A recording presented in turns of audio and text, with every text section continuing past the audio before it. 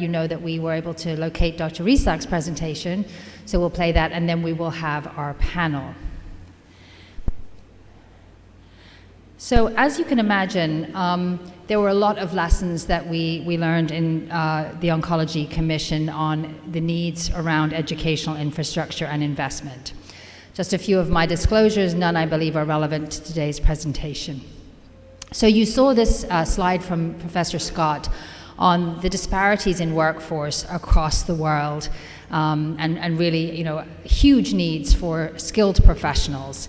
And obviously we have to think, just as we have across the world, about the balance between general and specialized personnel, but there's clearly a need for both.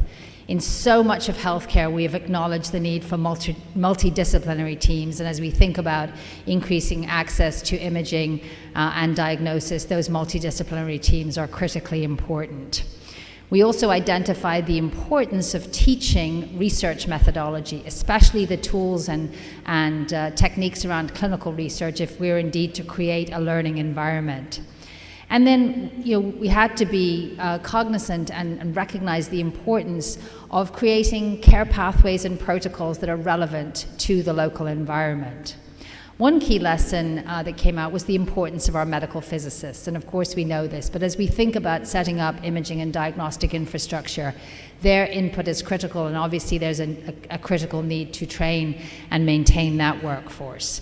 Another important need, and I know that many of us here at the meeting are focused on this, is the importance of radiation safety training, not just for the imaging workforce, but of course for the consumers and curators of diagnostic insights, all the way back to the undergraduate level. It's very important that those requesting and ordering imaging understand the implications and the safety aspects. And then what we also need, several of us met with Dr. Dina Hosseini this morning about her work with AFRA. We need regulatory authorities who understand what we are trying to achieve with imaging and the infrastructure that's needed to perform that imaging safely. So we need to educate those governance and regulatory bodies so that they will make smart decisions. Obviously, there are many barriers, and I think we tried to take a very positive approach, and I'll talk with our panel about this. How do we leapfrog the barriers and really move ourselves forward?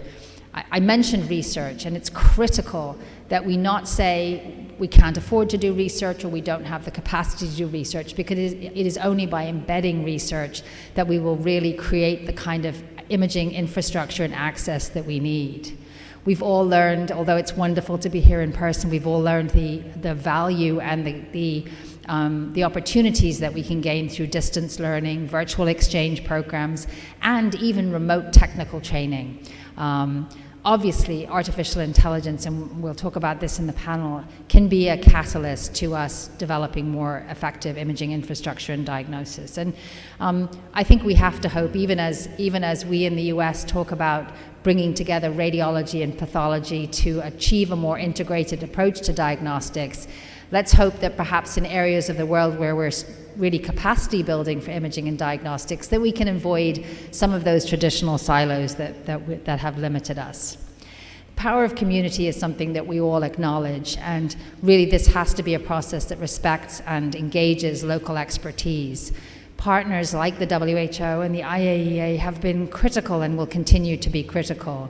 Our professional societies and international societies like the International Society of Radiology, and of course our philanthropic organizations. And I realize I didn't put on my disclosure side that I sit on the board of RAD-AID, which is a global radiology philanthropy organization, which I think can be a key partner along with other societies.